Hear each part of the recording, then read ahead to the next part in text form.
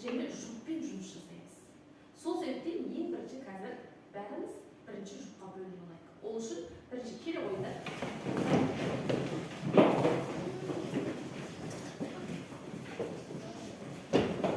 Тез жұптарыңды алып, тез тұра қойыңдар.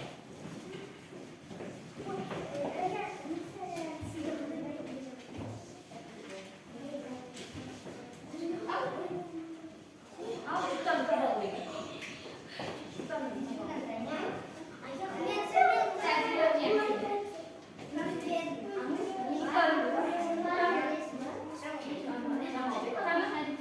Sen bir daha çok iyi misin? Burayı. Sen mi? Sen bir özüm bakalım da. Ha? Tak, jası. Aha. Öte jası. Yedi. Ha? O. Sen de yedi. Sen iki jup. Sen iki jup. Tak, ikinci patlağa bana koyunda. İkinci patlağa. Sen iki un. Neşetlik ikinci patlağa bana koyunda. Sen özüm. Sen ne yapıyorsun? Sen iki un. Синекю.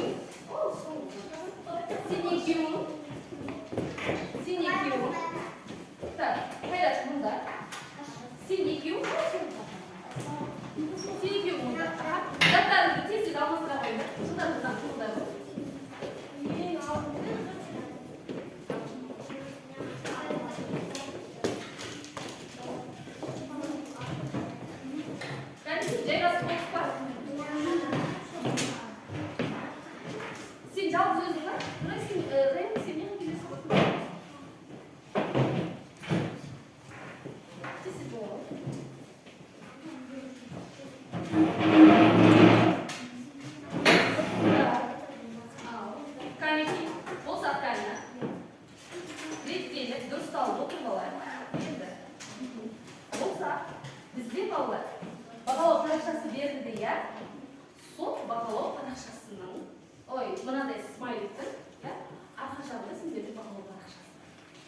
Сол бағалау парақшасына қарап отырып, бүгінгі сабақта өздеріңді естісіңдер, бағалар лайық. Түсінікті ғой, я? Түсінікті ғой. Бағалау парақшасын сендерге түсіндірудің қажеті жоқ деп ойлаймын, я? Так, жақсы. Енді сол бетті ашып қойыңдар. Енді қазір ең бірінші біз жаңа сабағымызды бастамас бұрын ең бірінші қазір өткенді еске түсіріп алайық. Түсінікті ғой, я? Ол өткенді еске түсіру үшін мен сендерге қазір тест тапсырмаларын тапсырамын. Содан кейін барып тест тапсырмаларын орындайсыңдар. Және де одан кейін бүгінгі біздің негізгі сабағымыздың мақсаты балалар сендерге жай есептерді құрама есептерге айналдыруды және құрама есептерді шығаруды не істейміз? Үйренеміз. Ал жаңа сабақты бастамас бұрын тестпен жұмыс жасаймыз. Өткенді еске түсіреміз. Келістік қой, я? Так, жақсы. Енді ұзатып жіберіңдер. Артқа екеуден ұзатып жіберіңдер. Так, екеуіне басқа. Ұзатып жіберіңдер.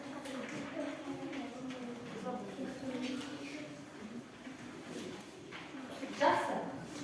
Енді дайын болса қолымызға қаламымызды аламыз. Сөйтеміз де қолымызды қаламымызға алып, аты жөнімізді жазамыз.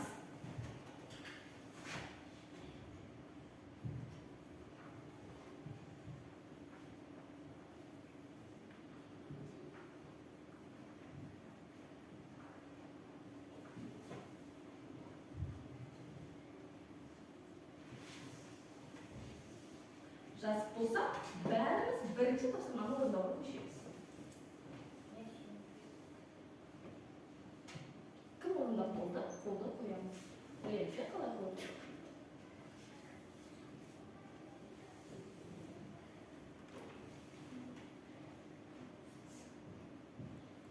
Бәріміз дайынбыз ба? Жақсы. Олай болса, бірінші тапсырманы кім оқиды? Әділжан оқиды.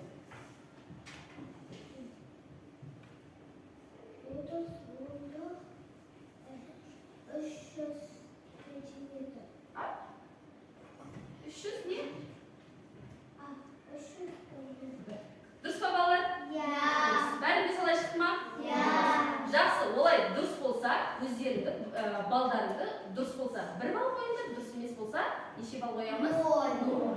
Кеттік. Келесі екінші сұрақ. Так, дұрыс. Екінші сұрақ. Так, екінші сұрақты белгілеуге көше береміз. Белге қойдық па? Бәріміз болдық па? Аяғы болдың ба? Жақсы, болсақ, ал Заңғар.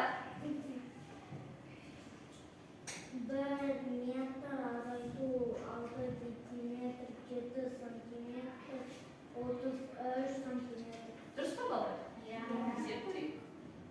Дұрыс екен. Бәрінде осылай шықты ма? Жақсы, бір балымызды қоямыз, бір фишкамызды аламыз. Жақсы, келесі. Үшінші сұрақты белгілейміз. Белгілеп қойдыңдар ма? Үшінші сұрақты Раян, сен оқы. Зор бетінде көп және жасыл тотықоз бар. Бір күнде бес тотықоз сатылды. Зор бетінде неше тотықоз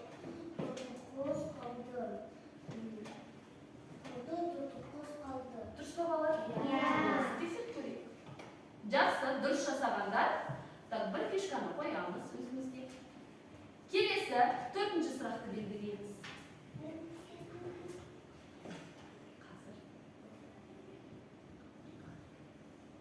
Бәрі белгілеп болсын.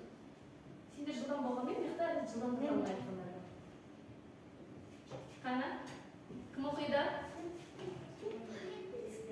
Так, Мерей оқы ғой. Сыныпта барлығы 30 бала бар. Өзімізде 10 бала шығып кетті. 5 бала кірді. Сыныпта неше бала болды? Қай өрбектің шешу? 30 бен 10-ның айырмасынан 5-ті қос. Дұрыс па балалар? Жарайсың. Өрбекті де дұрыс оқыды, тамаша. Дұрыс екен. Бәрін соны белгіледіңдер ма? Жақсы. Олай болса өздеріне бір фишканы қоямыз. Келесі, 5-ші сұрақты. Апай боланым. Қазір бәрі белгілеп болсын, яқта мөлдірлер. Мөлдір болайын дедің ба? Қолыңа белгілеп қойдың ба? Жақсы, жақайын деп отыр ғой. Бірінші орамда 7 метр, екінші орамда 5 метр мата бар. 4 мата сатылды, неше метр мата қалды? 8 метр. Дұрыс па балалар? Дұрыс. Өте жақсы. Так, дұрыс. Кәнеки, олай болса, дұрыс жасағандардың бәрі өзіне бір фишканы қояды. Кәнеки, болды қоя. Жақсы.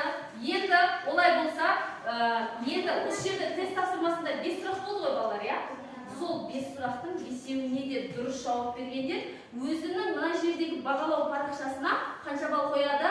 5. А егер 4-еуіне дұрыс жауап берсе, 4 балл қояды. Түсінікті ғой, я?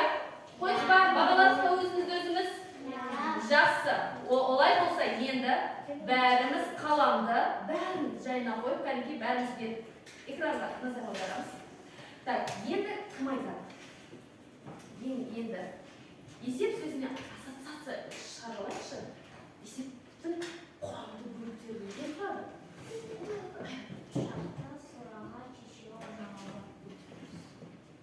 Шарты болады, сұрағы болады, шешуі болады, және дұрыс. А енді сол есепті біз нешеге бөлеміз? Нешеге?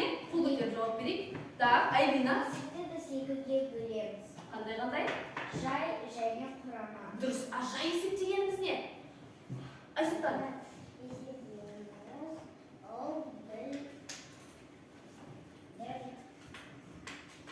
Бір немен шығарылады?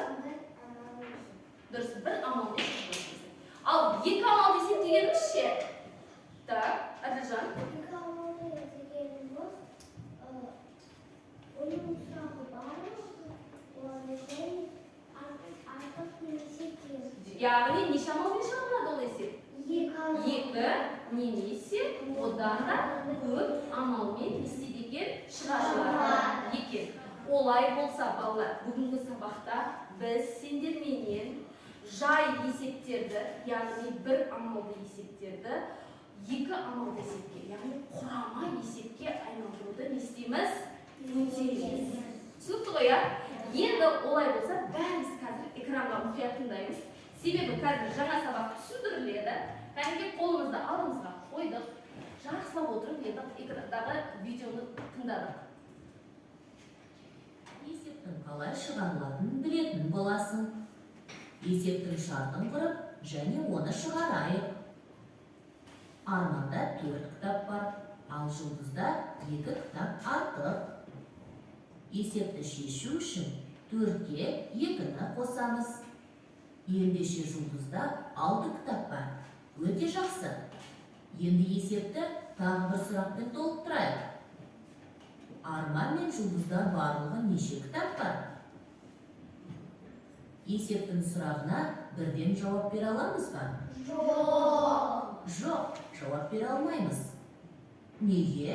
Себебі Жұлдызда бір Жұлдызда неше кітап бар екенін білмейміз. Есепте неше сұрақ бар? 2 сұрақ. Ендеше есепті 2 амалмен орындаймыз. Алдымен Жұлдызда неше кітап бар екенін тауып аламыз. Содан кейін Арман мен Жұлдызда барлығы неше кітап бар екенін табамыз. Арманда 4 кітап, ал Жұлдызда 6 кітап. 4-ке 6-ны қосамыз, 10 кітап. Осы 2 амалды бір өрнек түрінде жазуға болады. Енді жауапты жазамыз. Арман мен Жұлдызда барлығы 10 кітап бар. Енді осы есептерді салыстырайық.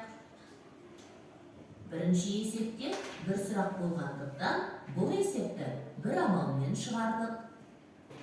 Ал екінші есепте 2 сұрақ болғандықтан, оны 2 амалмен шығардық. 2 және одан да көп амалмен орындалатын есепті құрама есеп дейді. Түсінікті ғой? Сонымен құрама есеп дегеніміз не екен? Құрама есеп дегеніміз 2 амалды есеп. Дұрыс, 2 амалды есеп. Жақсы. Бұлай болса, сабағымыз одан әрі түсінікті болу үшін, бәріміз оқулығымызды ашамыз. Оқулығымыздың 90-шы және 91-ші беттерін ашайық. Так, сол жердегі бірінші және екінші тапсырманы қазір мен жақсылап сендерге түсіндіріп бере қояйын. Ал сендер жақсылап отырып, не істеңдер? Ал дәптеріңізді де бірге ашайық.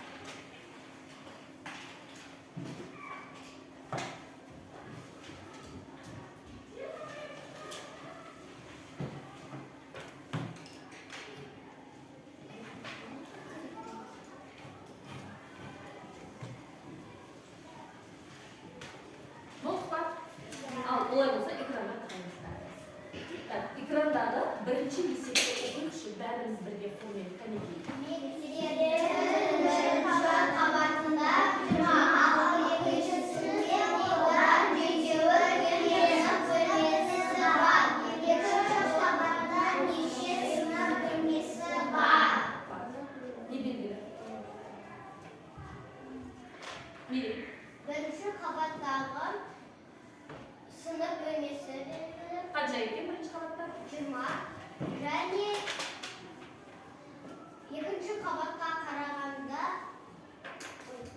Екінші қабатта 4-еуі кем сынып бөлмесі бар екені бізге белгілі. Сұрағы не сұрап жатыр?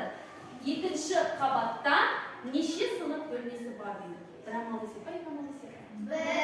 Бір амал. Себебі бізден екінші қабаттағы сұрап тұр, дұрыс па? А енді осы жерде екінші қабаттағы бөлменің сынып бөлмесінің санын табу үшін не істейміз? Азайтамыз. Неден азайтамыз? 20-дан 7. Дұрыс. 20-дан 7 азайтса қанша болады? 13. Сонда екінші қабаттағы сынып бөлмесі қанша екен? 13 екен. Дұрыс қой, иә? Жақсы. Сонда бұл бір амалды есеп. Ал енді осы есепті біз 2 амалды есепке айналдыра аламыз ба? Әрине. Ол үшін несін өзгертуіміз керек? 2 сұрақ. Дұрыс. Яғни несін өзгертуіміз керек? Аяру несін өзгертуіміз керек? Несін өзгертуіміз керек? Сұрағын өзгертуіміз керек. Яғни бұл жерде Сұрағын не деп өзгертеміз?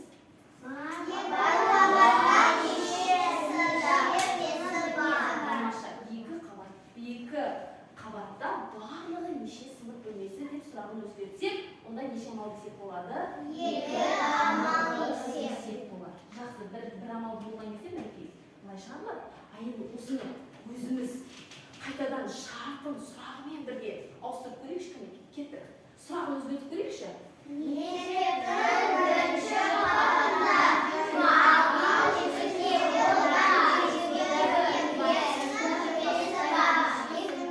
Сұрағы өзгертеміз.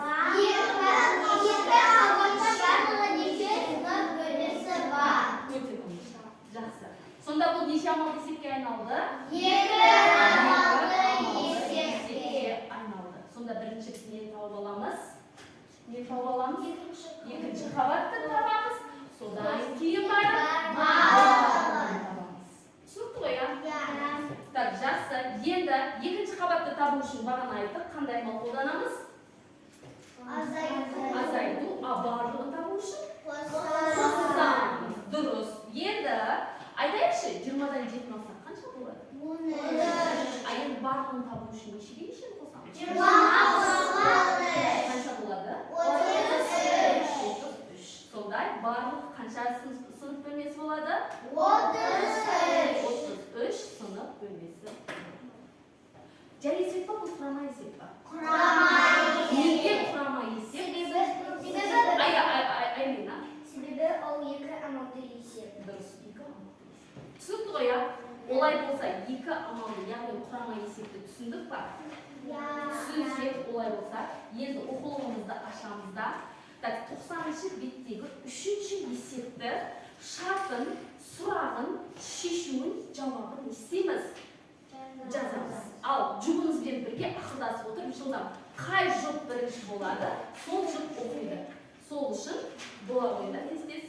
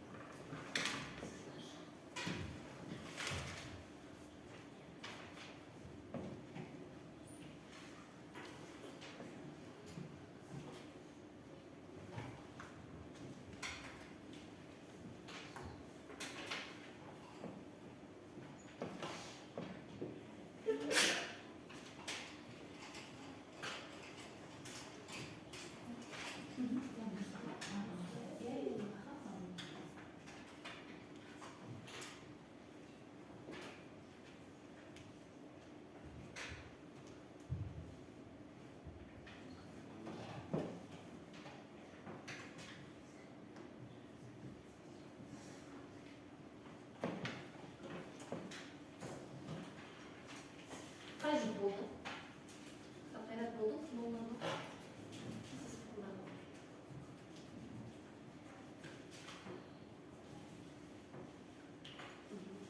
Жахангер болсын.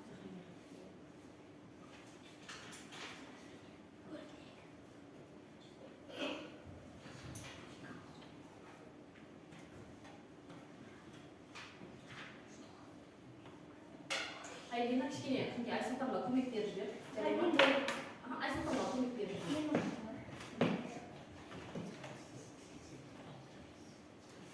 Жандарыңызға, жұптарыңызға көмек беріп жіберіңіз.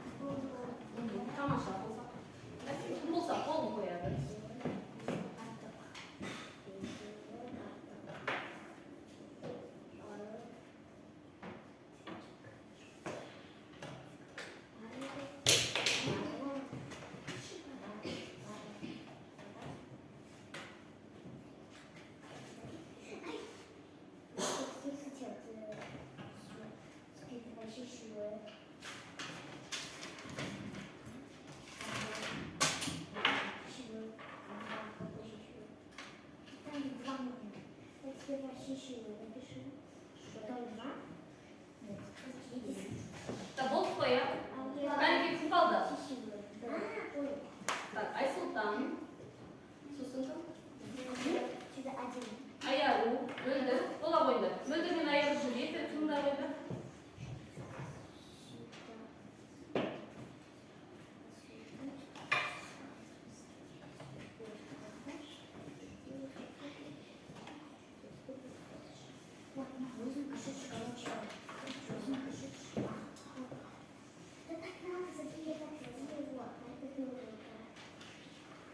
Болды, я.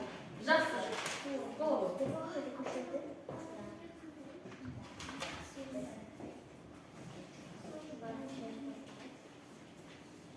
Мен екінші амалда не істейсің? Не істейсің?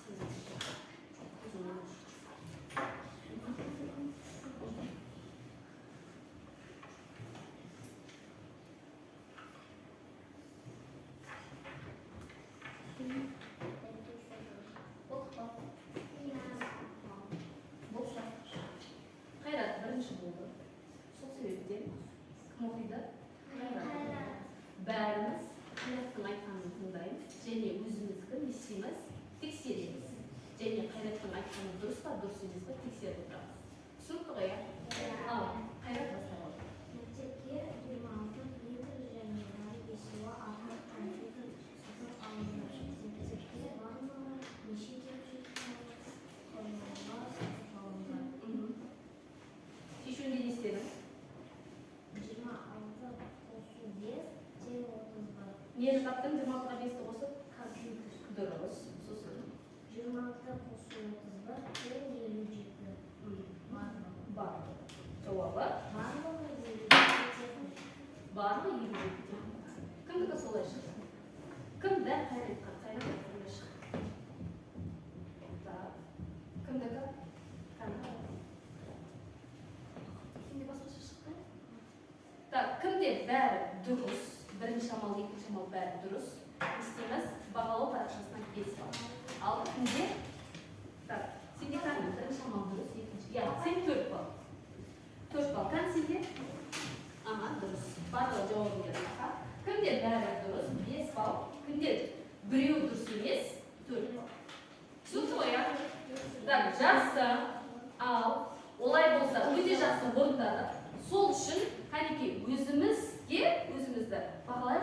не деп бағалаймыз? Жақсы. Жақсы ма, жарайсың ба? Жарайсың. Жақсы. Кеттік. Келесі тапсырмаға көшуге дайынсыз ба? Я. Жақсы. Келесі тапсырма мынандай тапсырма балдар. Так, мінекей фишкаларымызды алдық. Келесі тапсырма Судифа. яғни бұл тапсырмада біз оқулықтағы тағы да нешінші есепке қараймыз? Төртінші. Есепке қараймыз. Екі төгіс тастап, төртінші есеп деп, төртінші есептің тағы да шарты, сұрағы, шешуі, жауабы. Ал бастадық. Қай жол бірінші болады? Дұрыстап, бірінші шартын дұрыстап әдемелеп тұрып оқу аламыз. Содан кейін барып не істейміз? Болды, енді екіншісіне көшсек, төртінші есепке. Иә, баллды есепте. Бәрі дұрыс па сенде? Төртінші есеп.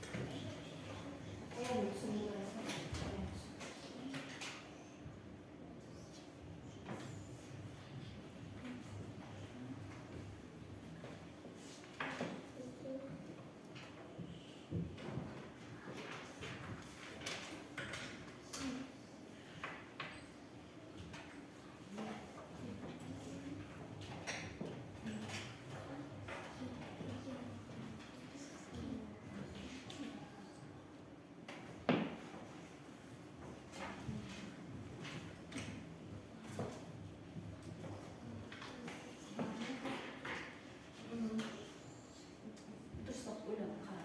Не беруге?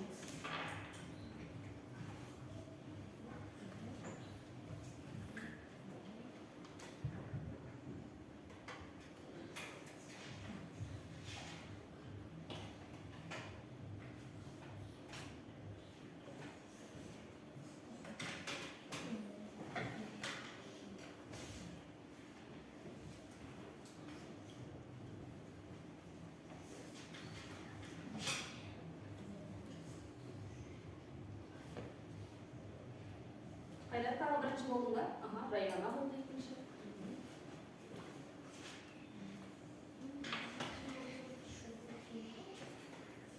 Ойланып қара, екі амалды есеп болды Райана. Жақсылап оқыса, екі амалды есеп.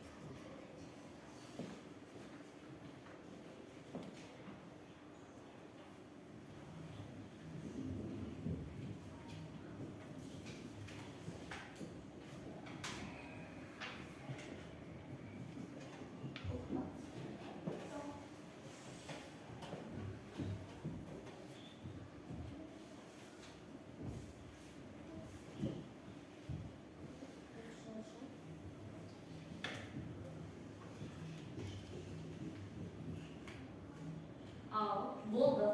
Болса, кім оқиды? Так, Раяна, бағана қайрат бірінші болған еді, бірінші оқыды. Енді одан кейін Раяна болды. Кеттік, Раяна. Мектеп ауласында 35-тегі және одан 16-сы тек шырша ағаштары өсіпті. Мектеп ауласында барлығы неше ағаш өсіпті. Шешімінде біріншілік 35 азайту 16 тең 19 ағаш. Нені таптың? 35-19-ды? Шырша. Шыршаны таптың, дұрыс. Енді нені табасың? Барлығы. Дұрыс. 35 қосу 19 тең 54 ағаш. Жауабында барлығы 54 ағаш. Дұрыс па балалар? Дұрыс. Бірінші амалда қандай амал қолдандық? Азайту. Неге азайту? Себебі 16 керек. Екінші амалда қандай амал қолдандық? Қосу. Неге қосу? Себебі барлығы. Барлығы не істеп тұр? Сұрақты. Кімде дәл солай шықты? Қол көтерші. Дәл солай шыққандар өзін-өзі бағалайды. 5 балл. Кімде олай шыққан жоқ? Бәрі? Сенде 3 балл. Сенде 3 балл болады. Себебі біреуін ғана дұрыс жазыпсың. Кім дұрыс жазбады? 3 балл болады. Иә. Өте жақсы. Бағаладық па өзіміз? Жақсы. Үлгеріп жатырмыз ғой? Тамаша. Кәнекей, өте жақсы шығардық қой, иә? Кәнекей, өзіміздің көңіл күйімізді білдіреміз. Не дейміз өзімізге? Тамаша. Так, жақсы. Енді келесі балалар, өзіндік жұмыс.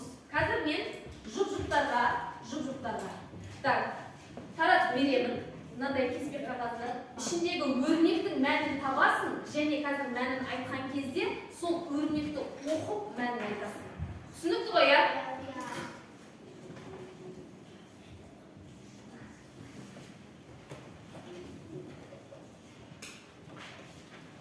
Сосын өрнекті оқыған кезде дұрыс оқимыз. Артқа ұзатып жібердің. Мынаны өздерің алып. Кім болды қол көтереді бірден? Так, бірінші, екінші, үшінші.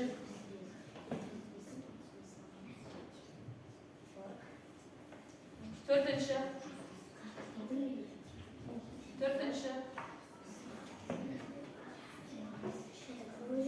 Бесінші.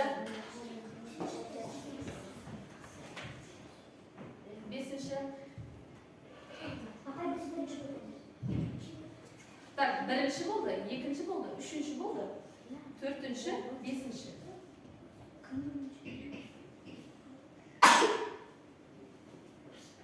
Бола қойды. Шынайке бағын түрмесіп түсіндер.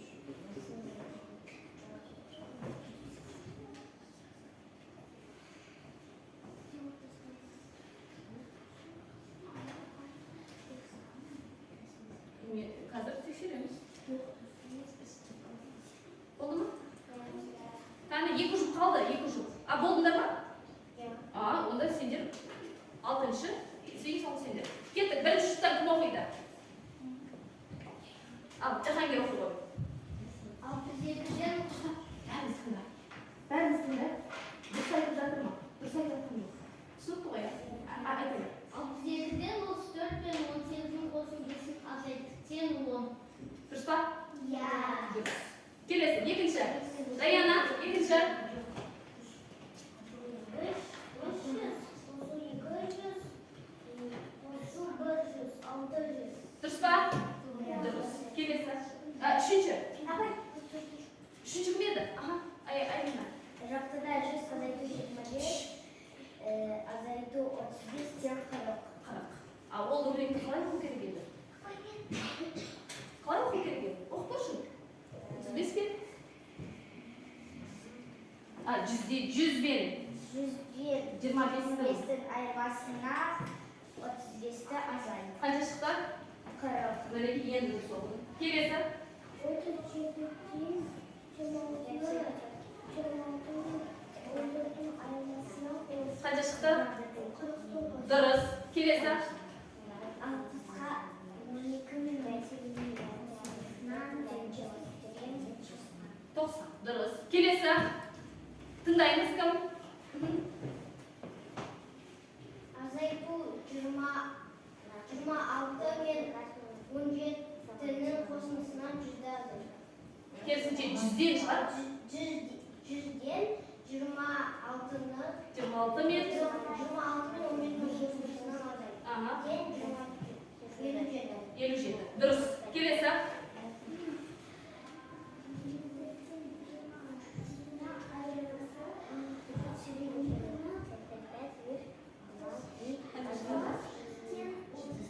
Дұрыс. Так, кеттік. Жарайсың. Олайыңызға көзіңізге қанекей? Тамаша. Так, келесі тапсырма балалар. Так, енді балалар дұрыс орындаған не? Өзімізді бағалаймыз. Кім дұрыс орындады? Бәрінде дұрыс меніңше 2 балдан қоямыз. Аха, 2 балл. 2 балл балалар. 2 балл. 2 балл. Қойдық па? Қанекей қойсақ енді келесі тапсырма. 6-шы мысал балалар. Оқулықтағы 6-шы мысал. Жылдам 6-шы мысалды орындай қойды. Дәптерге. 6-шы мысалды орындай қойды. Қашан білген? Қанекей жылдам орындаймыз 6-шы мысал. 6-шы мысал.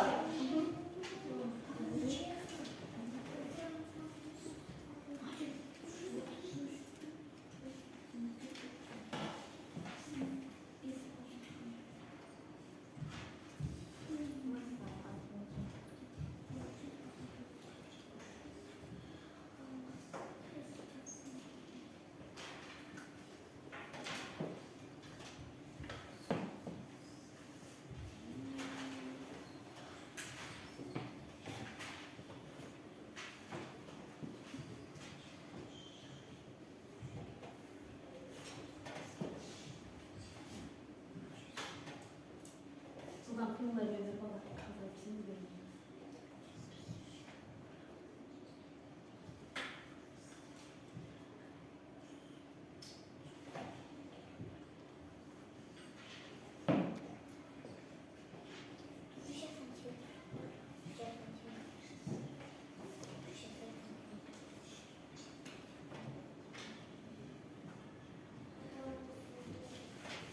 Қай жерде?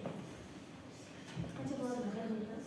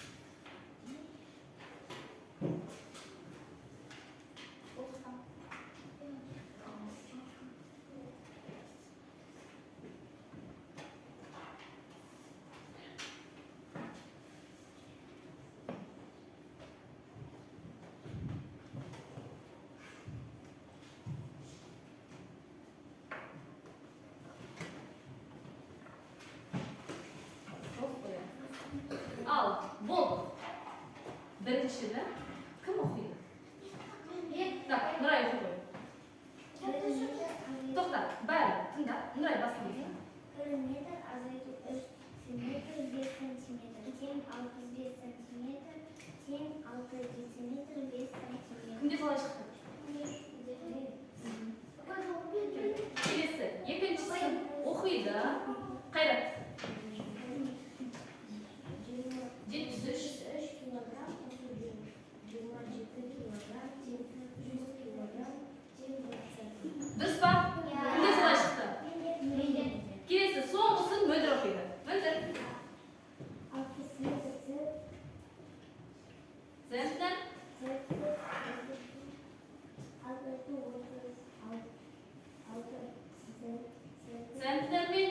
Sen neden? Ayır. Sen kaça? Dұрыс па? Кімде солай шықты? Енді баға отырашысына кімде үшеуінде дұрыс болды? 3 бал. Кімде екеуі дұрыс болды? 2 бал. Кімде біреуі дұрыс болды? 1 бал. Тез баға отырашысына. Қанекей, болды ма? Бәрі дұрыс па? Аға, үшеу. Болды. Болды ма? Қанша бал болды? Айлера көмектесіп жіберсек ішінде. Болды ма?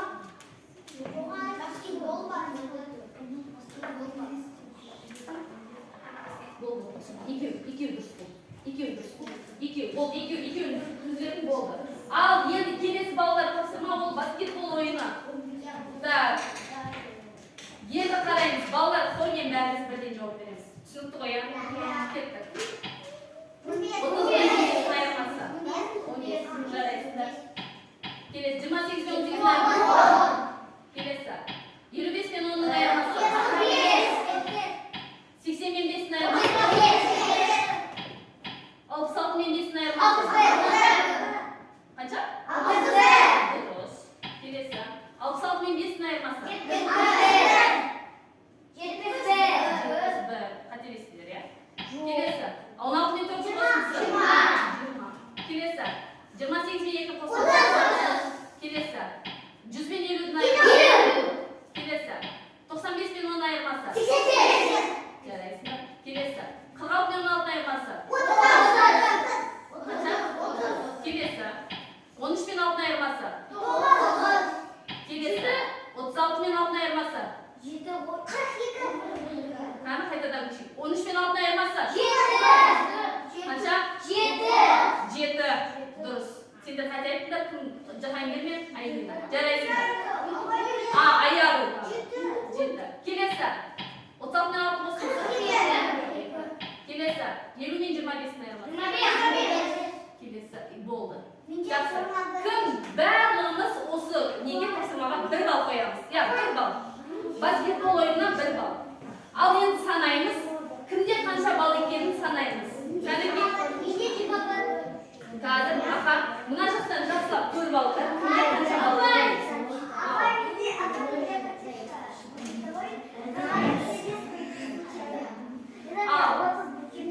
Соны тұралар, 1 балл ғой. Болды ма? Көрдіңдер ма кімде қанша балл екенін? Жақсы. Енді көрсек.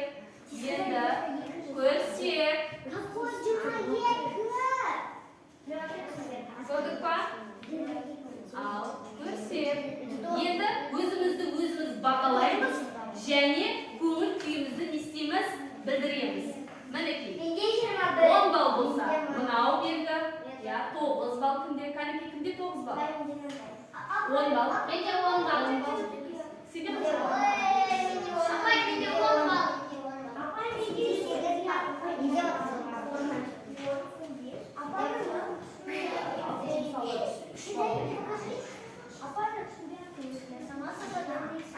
Бал ғой 6-шы. 6-шы сал 3 бал ғой. 20.